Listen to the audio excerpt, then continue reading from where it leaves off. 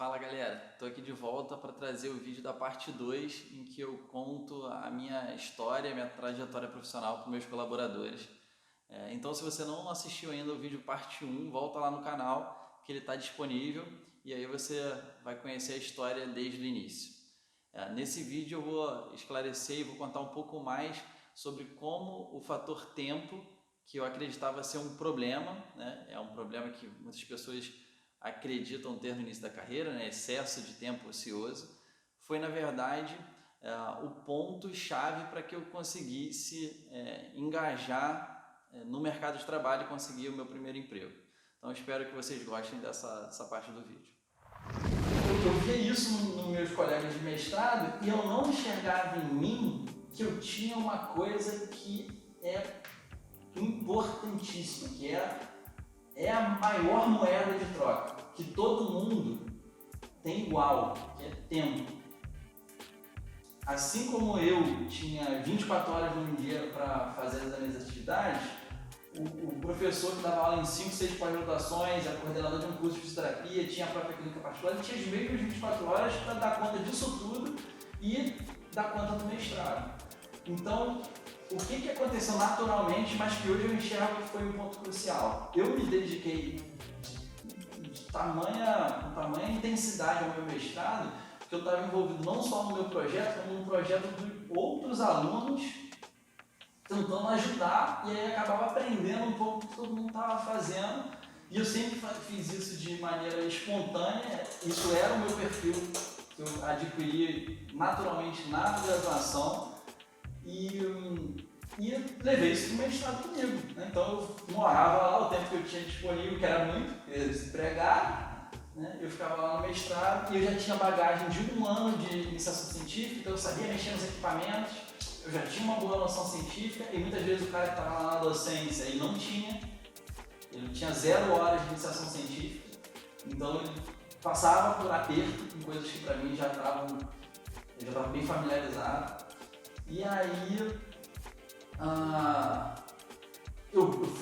minha taxa de aprendizagem, de amadurecimento nesse primeiro ano de mestrado foi incrível e, de certa forma, eu acho que eu chamei a atenção positivamente de um desses meus colegas de mestrado, que é um fisioterapeuta extremamente bem-sucedido, muito antigo, que tinha, assim, que tem, na verdade, visibilidade nacional e internacional, e ele tinha uma clínica na Lagoa de alto nível, com equipamentos, enfim, estado da arte em termos de equipamento, de serviço, top. Esse fisioterapeuta ele me chamou, né? Eu acabava ajudando na pesquisa dele do mestrado, ele tinha ideias fantásticas, mas tinha muito pouco tempo para investir, né, na produção, na coleta de dados, na revisão. Então ele teve realmente uma ideia brilhante, ele sabia como produzir, por ser muito experiente, por já ter uma formação repleta de conhecimento, né? Eram mais de 30 anos de formado que tinha na época, então realmente ele tinha muito recurso, mas muito pouco tempo. E eu, por ter muito tempo disponível, acabava tendo a possibilidade de ajudá-lo. E aí, de uma forma até natural, né, ele perguntou um pouco mais de mim para o meu orientador, que é o professor Júlio Guilherme, que me acompanhou desde a iniciação científica, foi o meu principal influenciador ao longo de toda a minha carreira. O meu colega de turma perguntou para o Júlio referências, né? Naturalmente eu fui elogiado, porque sempre fui um aluno muito próximo, né? Sempre tive, acho que, bastante do carinho dele, eu sou muito grato por isso. E com isso ele me convidou para que eu trabalhasse na clínica dele. E aí eu vivia, para ser sincero, uma experiência que era, vamos dizer assim, era melhor do que eu esperava para aquele momento. Porque eu saí de uma situação em que eu tinha um ou outro paciente particular pingado e que não era um valor tão grande assim que eu cobrava na época. Era o suficiente de repente para tomar minha cerveja ali contada, pagar algumas contas, mas definitivamente não era suficiente para eu ser independente financeiramente, ainda dependia da ajuda dos meus pais. Quando eu fui trabalhar nessa clínica, que era uma clínica de alto padrão, eu passei a ganhar um valor bastante considerável. Para a época, lá, 2011, 2012, era um equivalente aí a R$ 4.500, R$ 5.500 que eu ganhava no mês, né, dependendo da quantidade de atendimentos que eu realizava. E isso, para muita gente é pouco, para muita gente é muito, para mim na época era muita grana, né?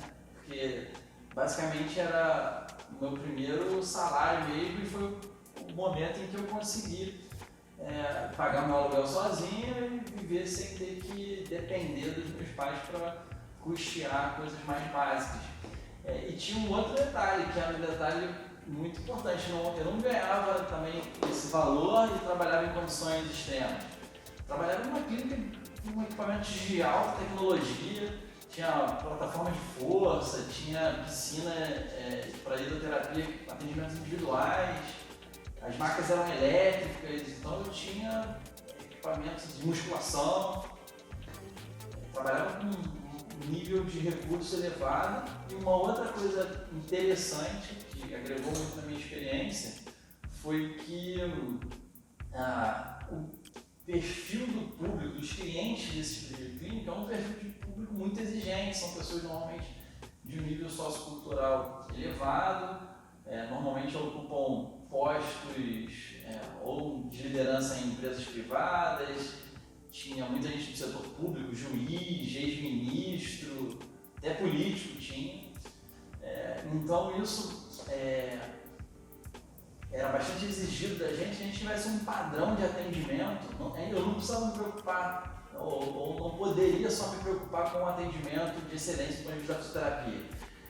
A gente era cobrado de oferecer todo um padrão de atendimento com um público altamente exigente. Então, a forma como a gente se comunicava, a apresentação pessoal, tudo isso foi algo que foi cobrado e me ajudou a me desenvolver muito nesse sentido também, e eu enxergo que isso faz toda a diferença. Tá? Não é que a gente deva oferecer um serviço, não, o que está em torno da fisioterapia é excelente porque era uma clínica de pessoas abastadas. Não. Independente do nível econômico dos pacientes que você vai atender, o serviço, a forma como você acolhe o paciente, a maneira como você lida, ela é um quesito importantíssimo. É óbvio que numa clínica popular eu não vou ter equipamentos muito caros, eventualmente, mas o bom é que a fisioterapia não depende disso. Isso é 10% do que a fisioterapia pode fazer, depende de um equipamento mais caro. O core mesmo é conhecimento e é a aplicação honesta da melhor evidência científica disponível, né? De uma forte aliança terapêutica entre paciente e profissional. É basicamente isso que vai garantir um resultado de excelência.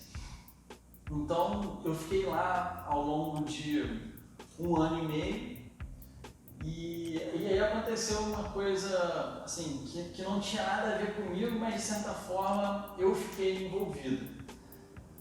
Houve um problema pessoal entre esse fisioterapeuta e o meu orientador, a quem eu devia toda a gratidão, inclusive atribuo a oportunidade dele para lá muito por conta dele, porque foi ele que abriu as portas do mestrado para mim, ele que me treinou, ele que fez o meio de campo para que eu fosse para a clínica.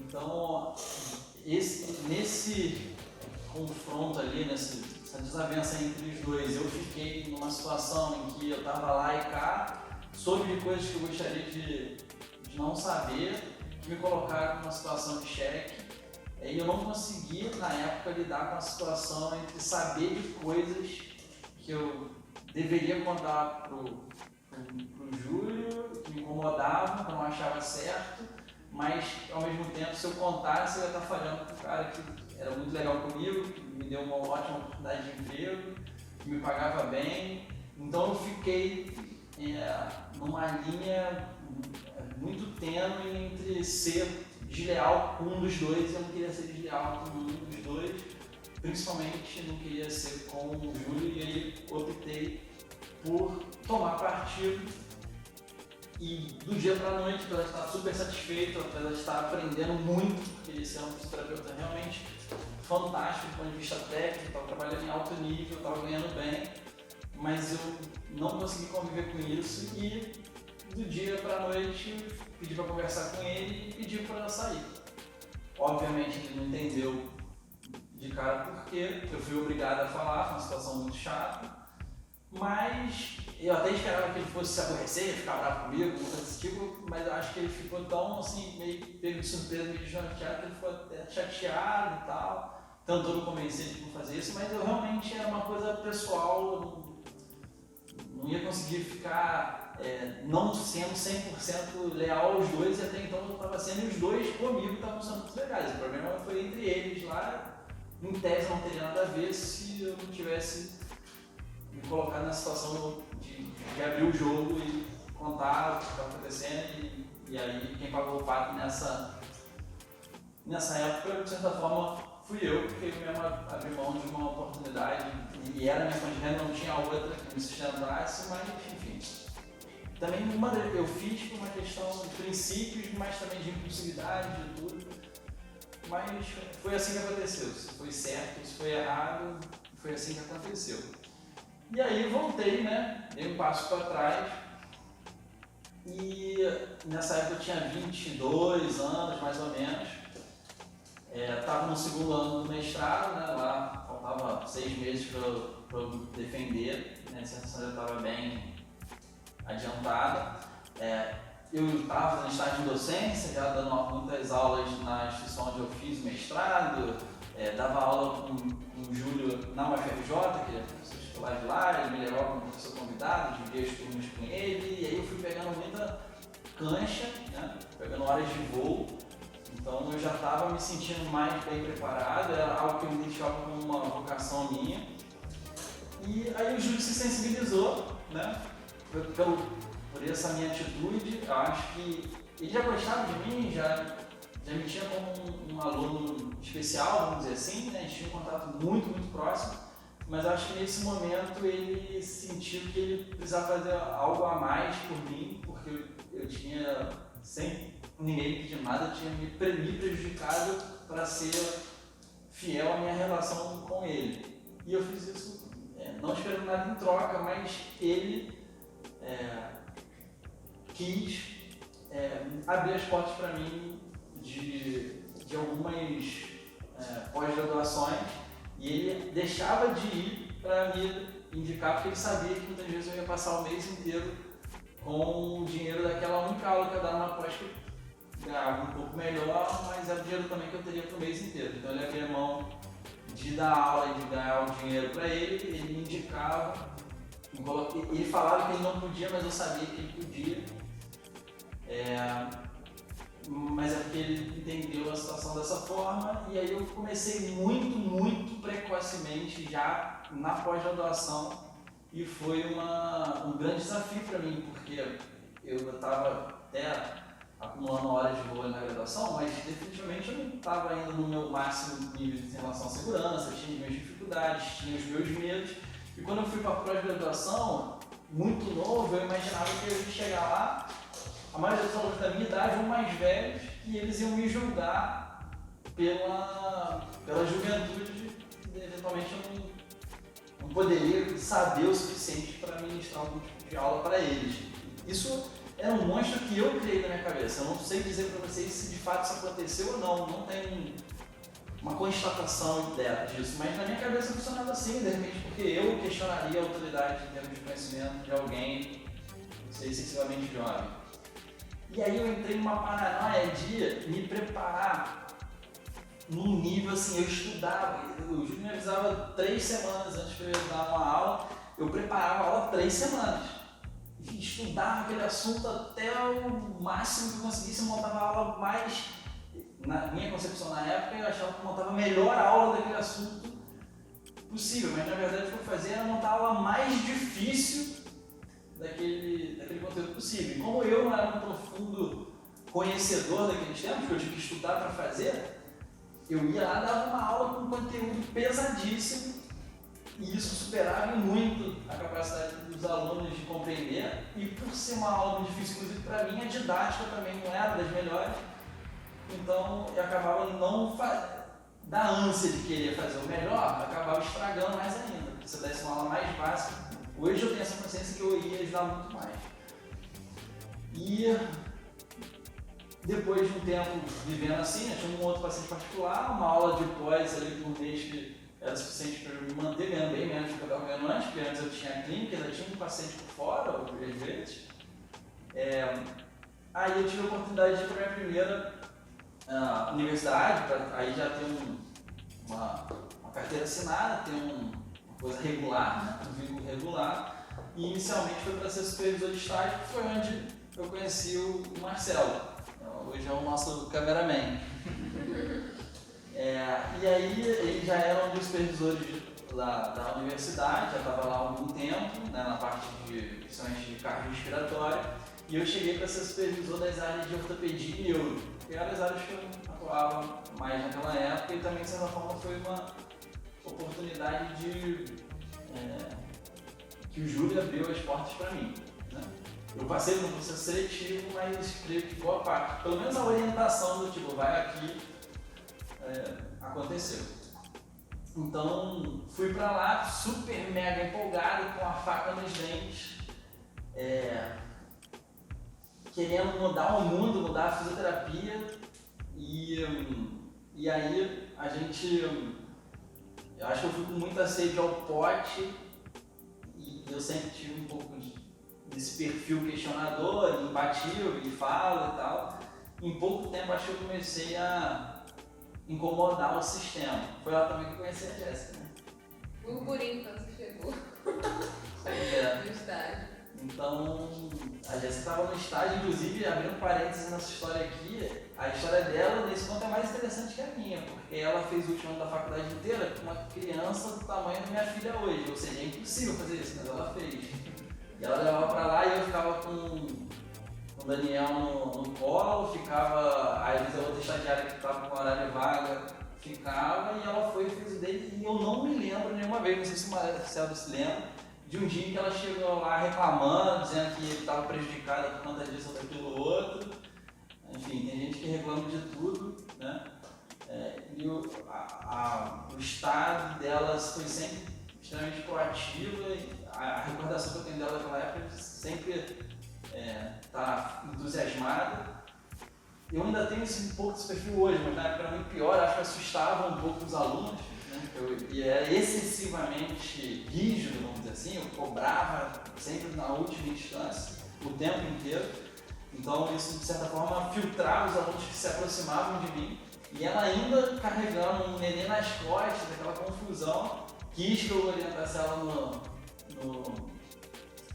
trabalho de conclusão de curso, e eu falei que eu ia arrumar uma faxina pra caramba, e ela quis, e ela fez um trabalho de excelência, teve o triplo, quádruplo do trabalho da maioria dos outros que tiveram na época. Então o que acontece? Isso também indica, e aí já que eu estou compartilhando a minha história muito no sentido de vocês entenderem como as coisas funcionam e eventualmente inspirá-los, porque a história dos outros, elas podem servir de aprendizado pra gente. Eu aprendo muito com a história dos outros, né?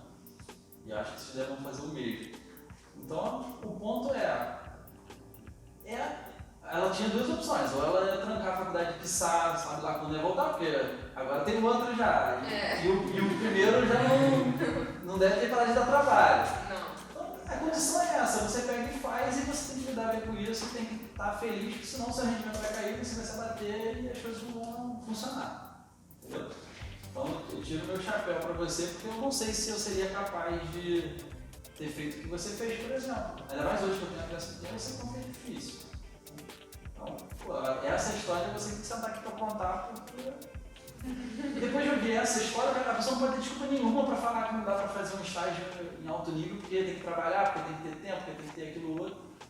E assim como tem essa história da Jéssica, tem outras histórias de outras pessoas que eu poderia contar que são muito melhores que a minha. Talvez a minha não tenha nada tão glamouroso assim, mas essas histórias eu acho que realmente são sensacionais, né? Enfim, e aí eu iniciei a minha jornada dentro das graduações. com 35 minutos de graduação, já estava quebrando o pau com aluno, com colega, com coordenador.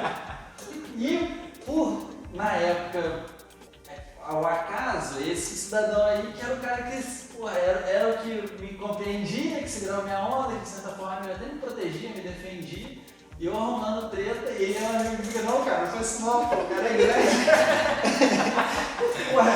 Eu tô aqui contigo, mas esse cara é grande pra caralho. E mas eu não adiantava avisar, não adiantava o Júlio avisar, não adiantava ninguém avisar, eu ia pra porrada mesmo. Enfim, fiquei lá durante 2 anos e pau. Fui demitido. E antes, um pouquinho disso, eu senti que a chapa estava quente e eu já estava insatisfeito. Porque eu tinha me dedicado desde a graduação para ser professor. Então, além de fisioterapia, eu estudei técnicas didáticas, pedagogia, eu sempre me interessei por isso, hoje continuo me interessando. E aí eu não consegui aplicar nada, porque na verdade se vendia uma coisa e que isso não é exclusividade de uma universidade ou de outra. Eu passei por 4, todas eram assim, converso com muita gente e é basicamente assim que funciona o modelo de negócio. E eu fui me frustrando, aí comecei a repensar minha vida, não é isso que eu quero, trabalhava muito, ganhava pouco, tinha aborrecimento, fazia alguns grandes amigos, isso é o que eu trago, né? E foi um grande aprendizado. Daí eu comecei a me preparar para fazer concurso. Até então eu não tinha interesse de fazer concurso público, porque a maioria dos concursos eram para hospitais, eu não gosto de hospital. Eu gosto de traumatologia esportiva, não tinha concurso nesse segmento, né? O que eu vislumbrava era o concurso da Marinha, porque olhando de fora, o que eu conhecia da Marinha era a parte de esporte, eu imaginava que militar, obviamente, e é verdade, né? Precisou muito da parte de terapia esportiva, então eu tinha esse sonho, que era um sonho até meio que, na época, me parecia um pouco utópico, mas as outras coisas que pintavam não tinha tanta coisa.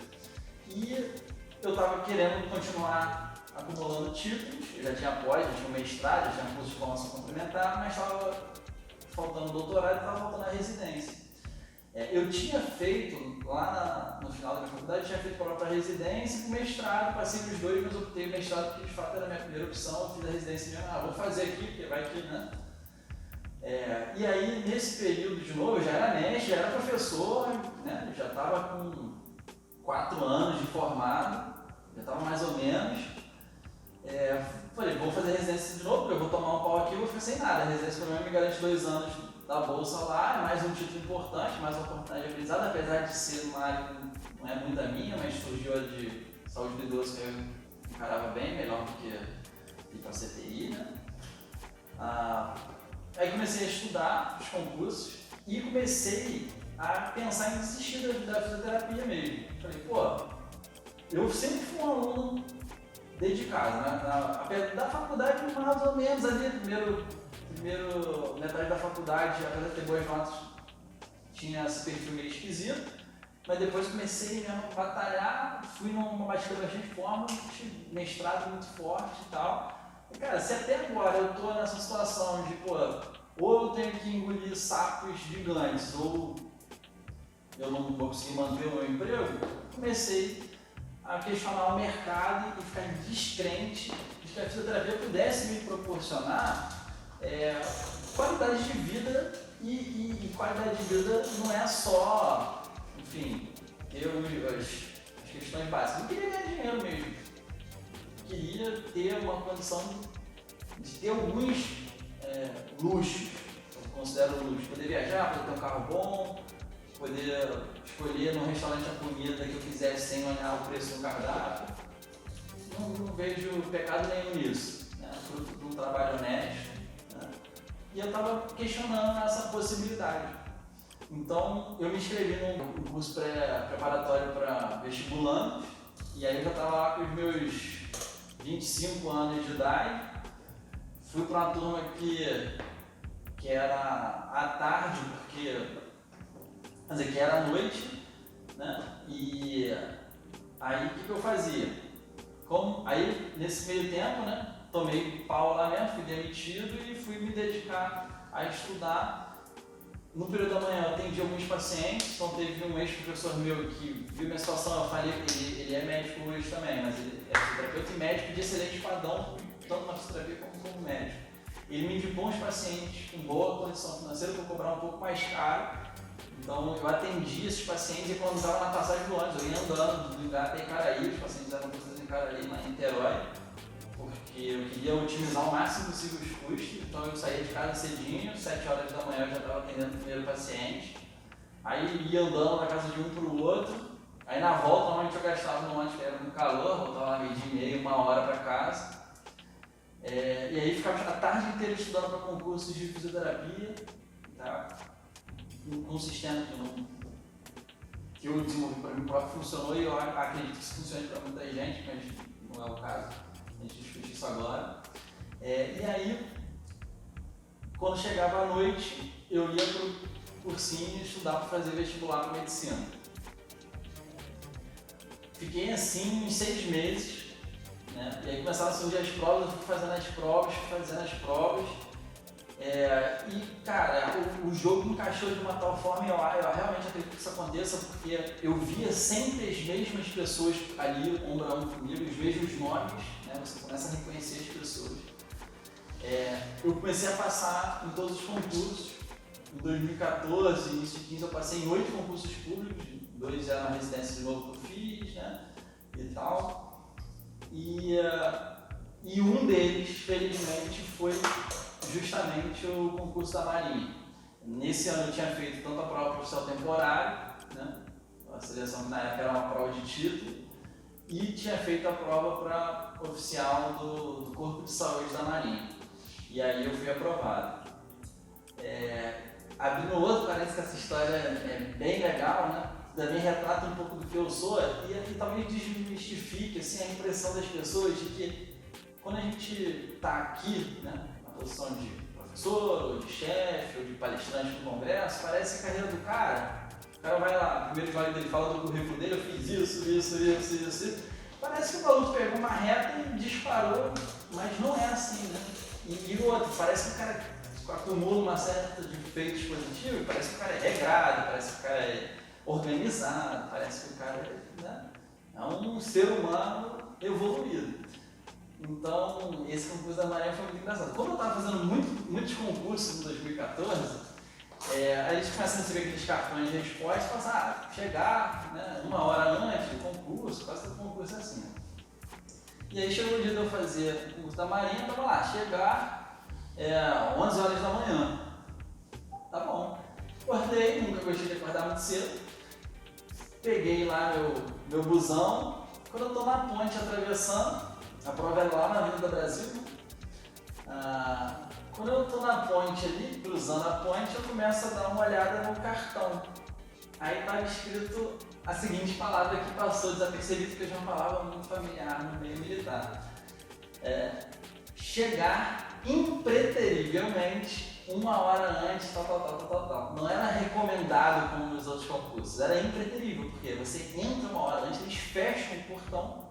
Quem está lá vai ficar aguardando lá dentro, faz a prova, quem ficou vai chorar lá de fora.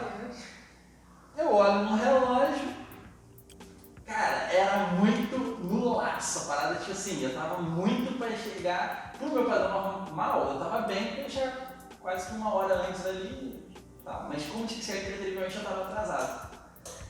E aí, meu irmão, nunca tinha ido lá, tô eu no ônibus agoniado, aí tinha que descer do ônibus, tinha que pegar um outro, aí não sabia direito, enfim, qualquer um dava, o que eu peguei ali no Caju, ali na Cidade da Ponte, dava pra passar no frente, perguntei lá, cara, tô eu agoniado, não vai dar tempo, tem que chegar na Marinha e tal, assim, comecei a suar de nervoso, vou perder, e era a minha prova principal, era o que eu mais queria. Não abre sempre, são poucas vagas e tal. Não vai dar tempo, aí eu tô olhando Avenida Brasil, Marinha, aqui, desci do ônibus, não tô vendo ninguém, cadê? Eu fui lá no milico, que tava na frente lá na portaria deles, né? Perguntei, cara, eu tenho que fazer a prova aqui do concurso em tal lugar, ciência assada. Ele falou, bicho, pega um ônibus ali, que é lá na frente. E ali tem uma série de OMs, né? Eu parei naquele da Tendência primeiro ali, o Ciambi, eu acho. E era lá no CNA, mano. Era 3 pontos pra frente de ônibus, na Brasil. Meu irmão, me bateu um pânico, eu olhei assim, cara, faltava muito pouco tempo. Eu saí correndo. Eu ia fazer do jeito que eu sempre fui fazer a prova, com o cartão resposta, 2 canetas na mão, velho, e identidade. E cara, correndo, e um retão da porra, não tô vendo ninguém, nem no final, eu tô correndo. Vai chegar aí, passa Marinha, passando várias OMs. E cara, quando eu já tava assim, desistindo, que eu já não tava aguentando mais correr, e a sorte que era naquela época eu ainda tinha. Se fosse hoje eu tinha reprovado, porque ano passado não tava, pô. Não passava. Na época eu ainda aguentava correr bem. Aí o cara ficou correndo e tal. Daqui, lá no fundo, assim, lá no horizonte mesmo, eu via algumas pessoas fazendo assim, ó. E saindo da rua. Mas eu longe, cara. Tipo, uns 800 metros, 1 quilômetro no meu chute aqui agora. Aí me deu aquele gás, adicionei ali uma reserva, meu irmão. Fui correndo, aí na hora que eu viro assim, chegando, tem um ponto de ônibus em frente, cara. Eu chegaria tranquilo, eu chegaria com a galera entrando. Se eu não tivesse descido do ônibus. Aí eu fui, na hora que eu vi, aí veio um marujo aqui, ó, no portão. Aí eu corri, aí eles me viram, aí coxaram, aí eles estavam na velocidade X, botaram na velocidade meio X e foram. E eu já com o pau de mim pra fora. Aí os caras seguraram.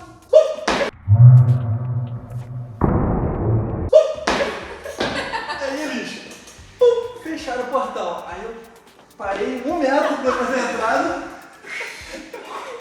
Aí eu olhei o cartão de resposta e perguntei pro mesmo cara que fechou o portão. Já não conseguia nem quase perguntar. Bicho, onde é que é aqui a coisa da prova? Aí o cara falou, qual é o seu nome? Eu, Thiago. Cara, T é no último prédio. Só que, tipo, o CIA é gigante. O negócio é gigante, faz corrida de orientação lá dentro. Tem que se orientar com bússola, é um tipo de competição que os caras fazem lá no CIA. Assim, é longe pra caralho. Eu falei, T, pra que minha mãe botou meu nome de Alan? Que era o primeiro T. Só que eu já tava tão pilhado que na minha cabeça, tô atrasado. Comecei a correr. Só que já tava dentro da parada e tinha 1 hora pra chegar lá dentro. Aí eu tô vendo as pessoas andando, só que a minha cabeça já não funcionava bem. As pessoas andando normal e eu passando trotando assim, do lado das pessoas. Tipo, é muito doido porque eu não sei explicar por que eu fiz isso. Foi determinante você passar, deu uma oxigenada. Cara, pois é. Aí eu cheguei lá no meu. Cara, cheguei e tal. Aí cheguei na porta e tive que beber água, tive que ir no banheiro. Aí a galera foi entrando. Aí quando eu tava no meu prédio, que eu tinha visto a minha sala, consegui começar a respirar. Tomei minha água, lavei meu rosto no banheiro e tal. Daí eu entrei na sala, eu fui, tipo, eu acho que o último, mas se não fui o último, um dos últimos. Aí entrar na sala, tava todo mundo sentado assim. Aí eu me lembro como se fosse hoje, tinha um militar na mesa do professor, que ele pega a tua identidade, tica lá que você compareceu ao concurso. E aí eu fui ali até o centro da sala, entreguei meu documento e meu cartão de inscrição todo suado, amassado e tal. Aí o cara pegou e quando ele foi anotar, né, a coisa, eu dei aquela olhada pra turma, assim, era mais alto, né? Era muito comum ser mais alto em quartel a parte do professor. Eu dei aquela olhada pra sala, aquele monte de gente, e na época os militares, quem já era oficial temporário ou era praça, estava fazendo prova pra carreira, tinha que ir fardado. Então você olhava, você identificava os militares tanto da Marinha quanto das outras forças que estavam fazendo prova. Mesmo como se fosse assim, no meio da sala tinha um oficial olhando assim pra mim. A cara dele pra mim hoje é embaçada, se eu vi isso eu não sei quem é. Mas na hora essa sensação que eu tive foi muito nítida. Eu, destruído, todo suado, esbaforido, chegando meio desesperadão assim, com o papel amassado. Eu olhei pra cara dele e ele tava no centro da sala assim, ó. Aí, porra, eu fiquei todo sem graça, mano. Aí baixei a cabeça assim, eu falei, porra, será que eu tenho perfil pra... Segundo ele ali, já deixa claro que não. Aí, beleza. Sentei lá, dei aquela respirada, tive que esperar mais uns 15 minutos e tal, deu pra dar uma descansada. Eu acho que aconteceu exatamente isso que a Jéssica falou. Eu fiz um exercício tão bolado antes que veio tudo para o meu sistema nervoso central depois, e irrigou. E eu fui feliz, consegui ir bem na prova. E foi curioso o seguinte também, né, no pós-prova. Eu estava fazendo uns concursos e eu comecei a estudar concurso, né, ver como é que funcionava. Então eu tinha uma planilhazinha que eu tinha os percentuais de acerto que normalmente, historicamente, as pessoas iam passando no concurso, e eu vi que, como eu já estava passando em vários concursos, que sempre que eu não acertava um determinado percentual de questões, eu passava, abaixo daquilo ali eu não passava. E isso na época era em torno de 74%. Se você tivesse 74% de acerto no concurso, em geral, nos últimos anos, e a minha experiência ali naqueles 8, 9 concursos era essa. Quando saiu da Gabarito 3 dias depois, eu tinha acertado 64%. Aí me deprimi, fiquei, porra, tá vendo? Enrolei lá, não fui tão bem, cheguei todo errado no concurso. Aí passou, demora um tempo até sair o resultado oficial, eu meio que dei uma deletada nisso por autoproteção, né? Não queria ficar pensando muito nisso. Aí do nada, uma ex-aluna me manda um WhatsApp, era uma aluna que eu não tinha tanto contato assim, com a Jéssica, com outros alunos, mas uma ex-aluna me manda um WhatsApp e fala assim: oi, Thiago, tudo bem? Como é que tá? E tal, tudo bem, não sei o que. Ela falou assim: pô, você fez o concurso da Marinha? Aí eu falei: pô, fiz, cara. E como é que foi e tal? Pô, não fui tão bem e tal, tipo, acertei menos do que estava esperando, mas aí eu, sei lá, vou continuar estudando e tal. Aí ela falou assim: pô, mas olha lá no site. Aí meu coração deu aquela disparada, eu fui correndo no site lá, eu estava entre os 12 classificados para as próximas fases, só que eu estava em 10º, que era 9 nomes e o meu em 10º. Aí eu comecei a ligar para todo mundo lá, isso aqui na Marinha e tal, não sei o que, pai, mãe e tal, mas estou em 10º, só quando eu jogar as duas, aí todo mundo, porra, tu é mais, aí, caraca, aí eu comecei a pensar, né, pô, beleza, vou bater na trave, não vou passar, né. Aí quando eu fui olhar melhor, opa, tá em ordem alfabética. Eu sou T, por isso eu tô em 10º. Eu não tô em 10º, eu tô em 5º. E empatado com o 4º. Aí liga pra todo mundo, porra, tá aqui. Mas porra, aqui, tá doido. Foi, o processo seletivo é longo, eu consegui entrar nas 2 vagas e no curso de formação, que é a última fase do processo, que é 1 ano de curso, que a gente faz várias disciplinas militares, né? Aí eu terminei como primeiro fisioterapeuta. E aí ingressei na Marinha em 2015 e de lá pra cá é uma das minhas atividades principais, né? Sou suspeito para falar porque eu realmente gosto muito, isso sempre foi um sonho muito grande para mim por vários motivos, eu não sei exatamente porquê, mas eu sempre quis, né? Eu sempre gostei, sempre admirei o militarismo e na Marinha eu consegui tanto satisfazer essa minha admiração, né, esse meu interesse pelo universo militar, como também eu consigo praticar a fisioterapia em alto nível. Então, isso para mim foi muito válido, né, muito importante. Bom, pessoal, chegamos ao fim de mais um vídeo, de um trecho importante aí da minha trajetória profissional. Nesse vídeo vocês puderam ver uma série de episódios até bastante cômicos da minha trajetória. Foram momentos em que eu esqueci que estava sendo filmado, que eu falei ali por um bom tempo, e que mostra um pouco da realidade que existe numa trajetória profissional, né? Quando a gente pega apenas alguns extratos de uma história, pode parecer que todos os eventos foram muito ali retilíneos, e na verdade existem uma série de percalços. Então eu agradeço vocês por terem assistido até aqui, a parte 2, e no próximo vídeo, na parte 3, eu vou finalizar essa minha história explicando como de fato eu participei dessa criação da X-Physio e da concepção disso que existe hoje. Então, até o próximo vídeo.